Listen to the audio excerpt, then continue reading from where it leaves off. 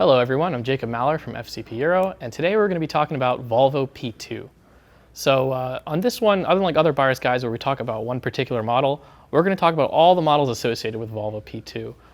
All the engine options, all their features, what's different about them, what's similar, and just get a little bit of insight into Volvo P2.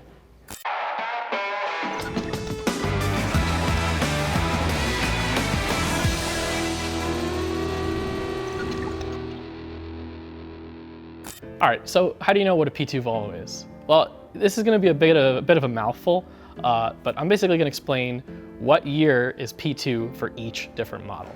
You have a P2 S80 from 1999 to 2006, a P2 S60 from 2001 to 2009, a P2 V70 from 2001 to 2007, and then you have a little bit of a funkiness with the Volvo Cross Country. So from 2001 to 2002, Volvo called it the V70 XC, or Cross Country, and then from 2003 to 2007, they just called it the XC70. Then you have the XC90, Volvo's first SUV, which was introduced in 2003, and that used the P2 platform all the way until 2014. So as you can see, it's a pretty wide range of vehicles, even when it comes to models and their years. So there's a lot to talk about, but we'll dive into each model separately. So like I said, the S80 was introduced in 1999, and it was basically a replacement for the boxy S90 or 960. The S80 is kind of like a luxury executive sedan, and it competed with the Audi A6, BMW 5 Series, and like an entry-level E-Class. It's just more or less an understated luxury sedan. The Volvo S60 was introduced in 2001, and it was a replacement for the previous S70. The Volvo went to a more streamlined look per se, compared to the previous boxy styling. The S60 was more or less a competitor to the BMW 3 Series, Volkswagen Passat or Jetta, or the Audi A4. And it came in from a base model all the way up to the S60R we have behind us. The Volvo S60 is kind of a smaller four-door sedan compared to the S80, similar to what you'd compare a 5 Series and a 3 Series BMW. Following along with the Volvo S60, we have the Volvo V70, which is basically the exact same car, just the wagon version of it. So the front ends are going to be exactly the same. The interiors are more or less the same, other than the fact that one's a station wagon, one's a sedan. Volvo also had what's called the Cross Country, or the V70 XC or XC70. This was basically a V70 station wagon that was a little bit higher off the ground and had some, plastic body moldings. This would compare to like an Audi Allroad or a Subaru Outback, kind of like not exactly a crossover, but I'd call it a lifted station wagon. So now let's address the elephant in the room, the XC90. So this was Volvo's first SUV, like I said, introduced in 2003, and that ran all the way up to 2014. So they really stretched the P2 platform for a good while with the XC90. This is a third row SUV, a large full-size SUV. I would compare this to a BMW X5 or any similar third row SUV. You got an option with a V8 or even the twin turbo inline 6, and you got yourself a pretty sweet SUV. So we talked about the cars. Now there's obviously various trim levels for each one, but that is more or less dictated by which engine it has. The trim levels you'll find on an S80 base model, T6, 2.5T, and 2.5T all-wheel drive. Volvo S60, you'll find the base model, 2.4T, 2.4T all-wheel drive, 2.5T, S60, 2.5T all-wheel drive, T5, and S60R. V70 base model, 2.4T, 2.4T all-wheel drive, V70 2.5T, V70 2.5T all-wheel drive, V70 T5, V70 XC, and V70R. XC70 base, XC90 base model, XC90 2.5T, XC90 2.5T all-wheel drive, XC90 T6, and XC90 V8. So all of these cars share a lot of the same components. And one thing you'll find in every single model is an option for a 5-cylinder engine. So let's start with the 5 cylinders. Your base model S60 and V70 is going to have a 2.4-liter naturally aspirated 5-cylinder made about 168 horsepower and 170 pound-feet of torque. Bulletproof engine, basically nothing that can go wrong in it. Next up from your base model engine is the 2.4T. This was only from 2001 to 2003.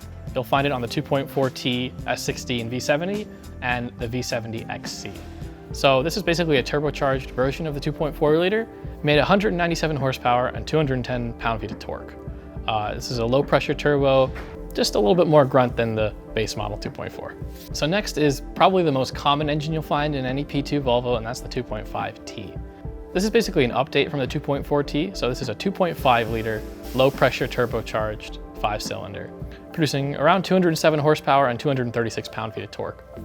The 2.5T is your most common engine you'll find across all models on the P2. You'll find this engine from your S60 all the way up to the XC90. You know you have a 2.5T if it simply just says 2.5T on the back.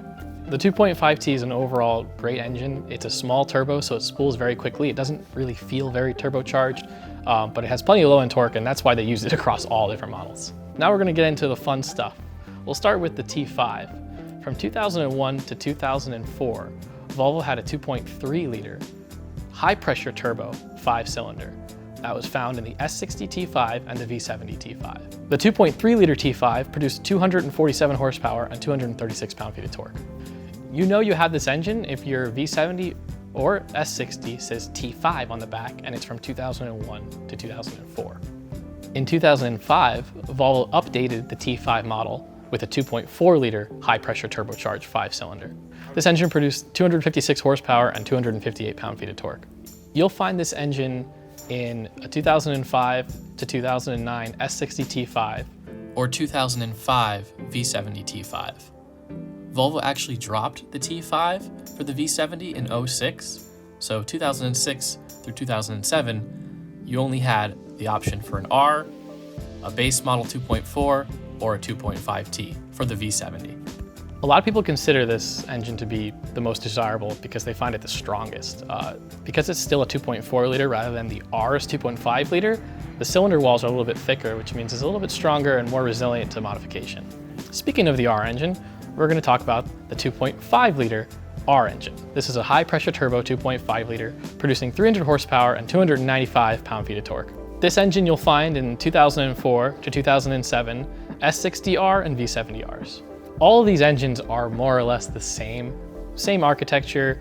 They're all basically the same to work on. Volvo just kind of made iterations upon iterations as years went on.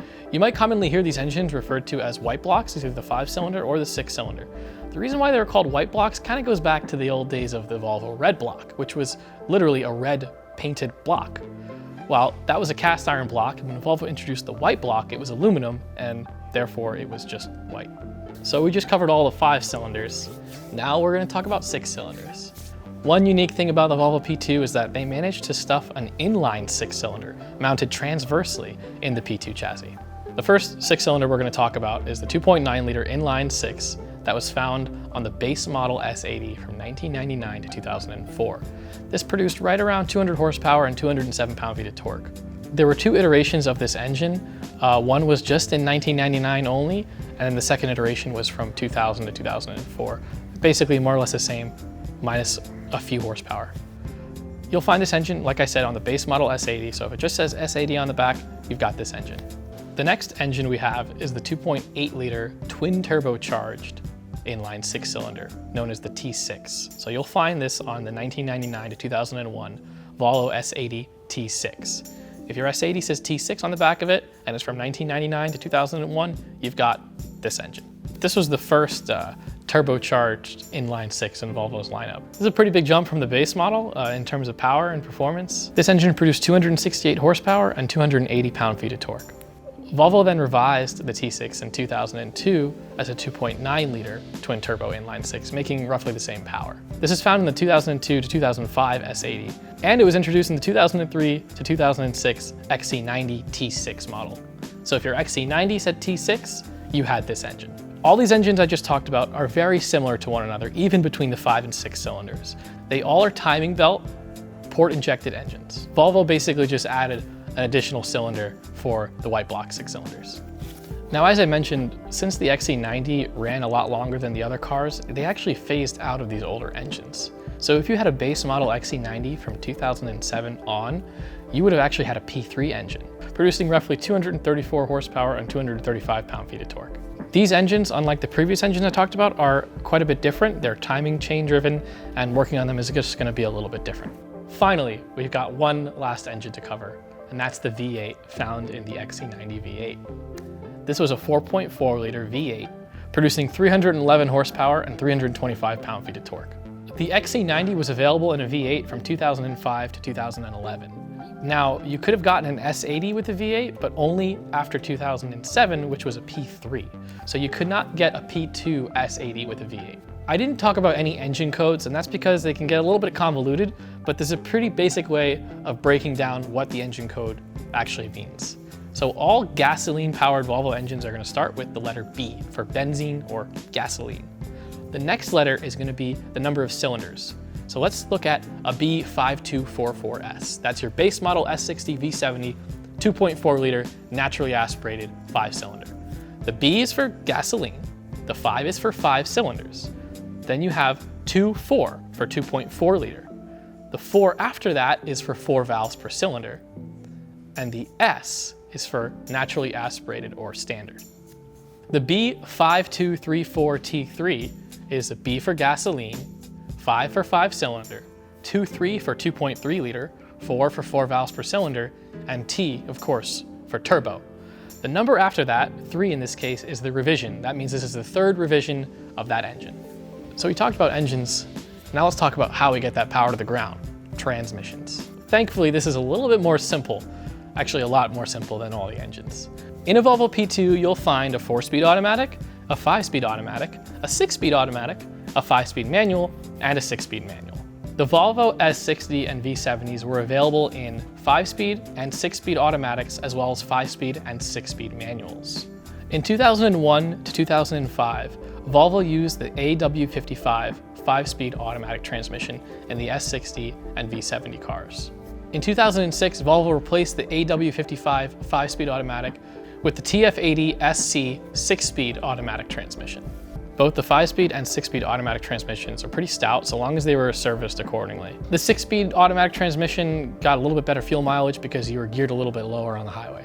What you do have to watch out for, on the other hand, is the 4-speed automatic transmissions found in the inline 6 S80 and XC90s. This was actually a General Motors 4-speed transmission, and they were known for having issues. So if you want to avoid transmission issues, I would stay away from any inline 6 powered S80 or XC90.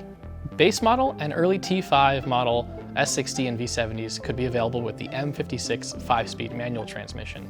Later S60 T5s and the Rs had the M66 6-speed manual transmission. The Rs, of course, having the all-wheel drive version of it. Both these transmissions are plenty strong and can take whatever you throw at it. Let's talk about all-wheel drive and front-wheel drive. Starting with the S80. All-wheel drive was only available as an option for the 2.5T S80.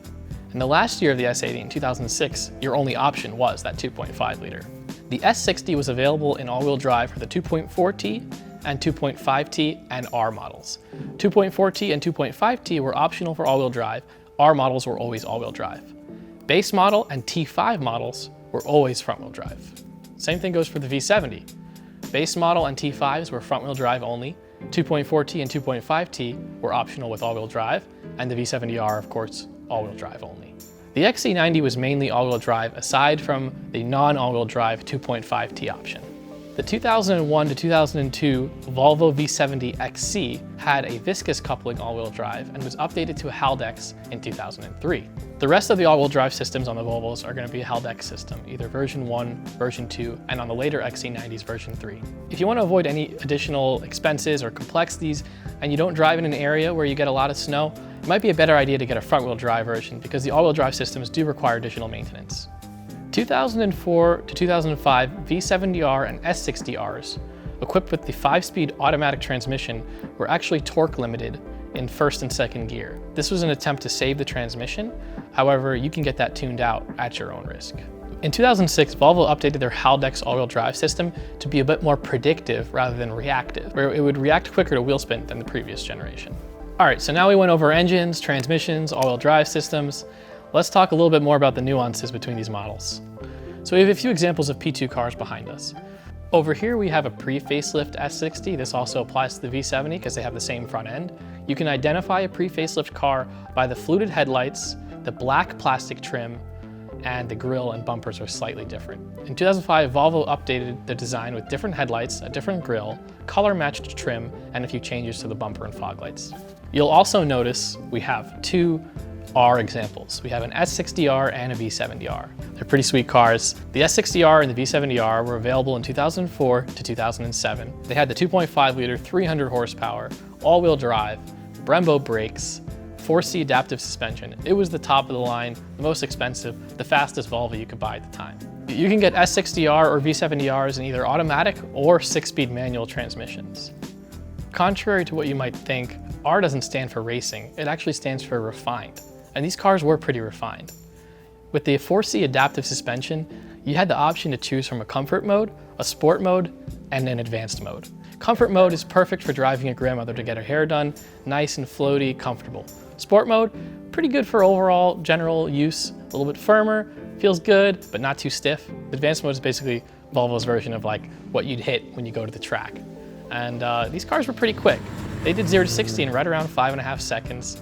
You're more likely to find S60Rs. The V70Rs are a little more rare and hard to find and fetch a little bit more money than the S60Rs, especially in 6-speed manual. The interiors have bespoke steering wheels, really nicely bolstered and comfortable leather seats, and a very cool blue gauge cluster. One thing you'll find that's unique on the S60R and V70R's 6-speed manual transmissions is the Spaceball Shifter. This is not to be confused with Volvo's R design. These are considered true R cars rather than just being an appearance package. They really do have the performance that backs up the badge. You can identify an R pretty easily. They'll all have xenon headlights. They'll have a unique front bumper. They'll have R badges on the grille, on the deck lid, on the steering wheel, on the gauge cluster. There are R badges everywhere, on the wheels, on the brake calipers. They're everywhere. I don't know, there must be 15 R badges on an R.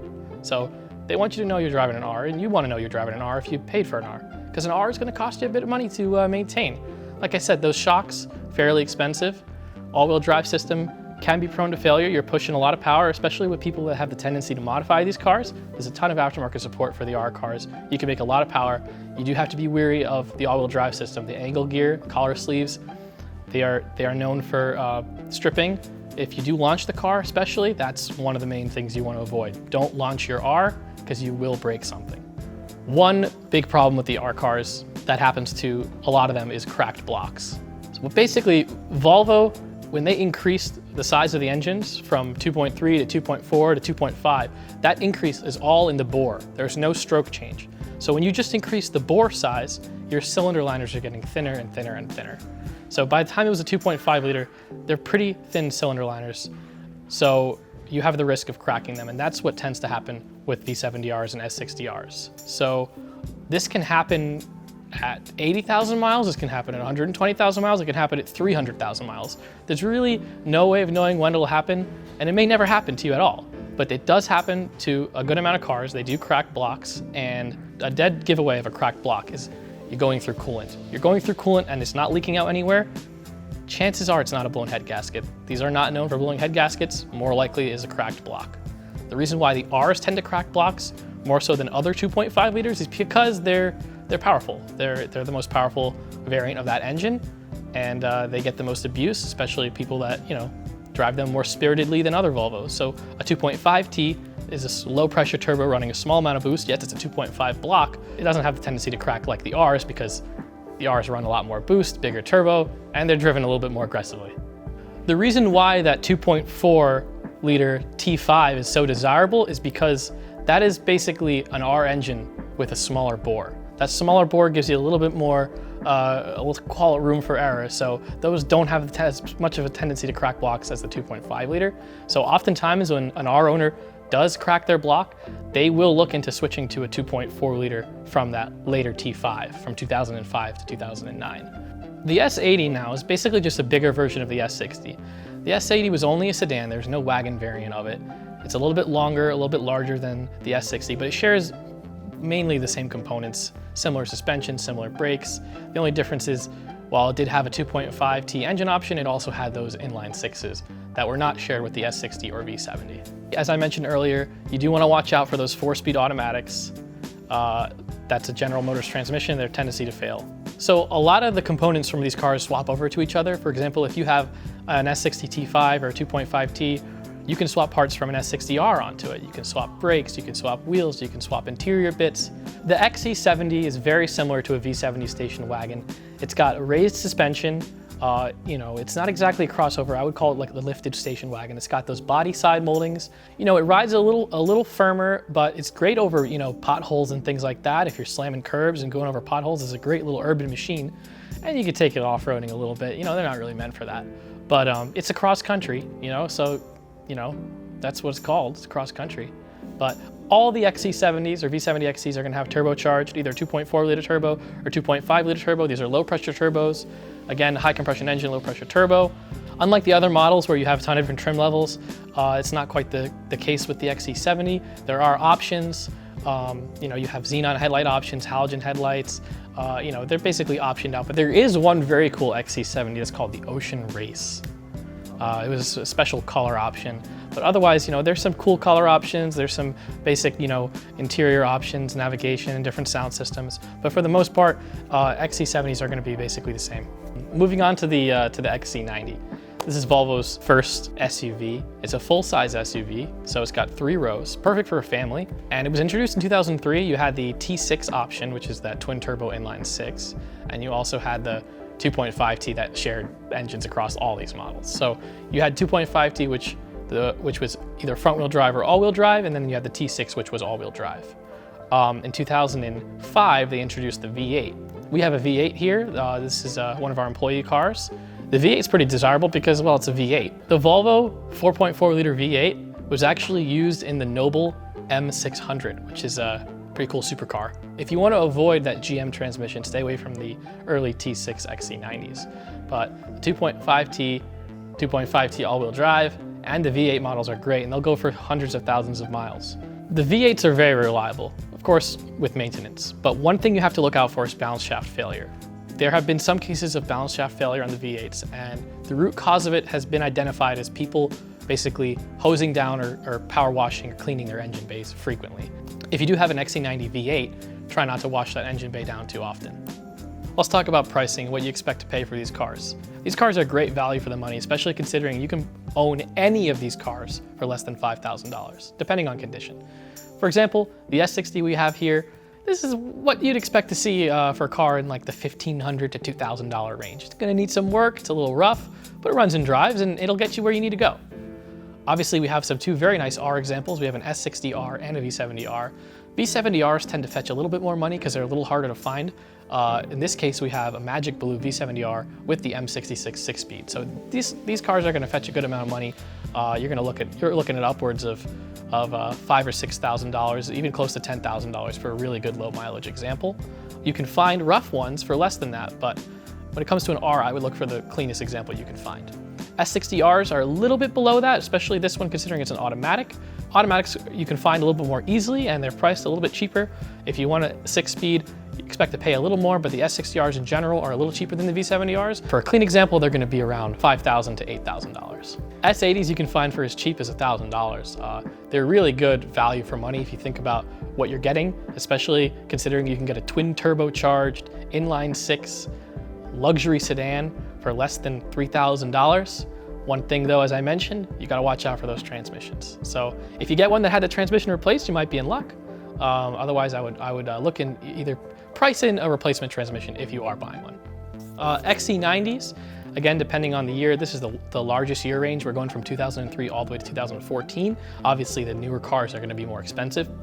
But an early example you can get for around $3,000 to $4,000 in pretty good shape. Obviously, depending on what trim level, 2.5T all-wheel drives are a pretty good buy because they share the same engine with all the other cars and they're very reliable. The T6 has that problematic transmission. The V8, again, wonderful engine. Just watch out for the balance shaft failures. So that's just a broad overview of what Volvo P2 is. We're gonna go much more in depth on what the common problems are in each model, engines, transmission, suspension, all-wheel drive, so stay tuned for that. We already have a good amount of P2 DIYs on our YouTube channel right now, so you can go ahead and check those out. Otherwise, if you guys have any questions, leave them in the comments, give the video a thumbs up, and subscribe if you haven't subscribed, and hope to see you back.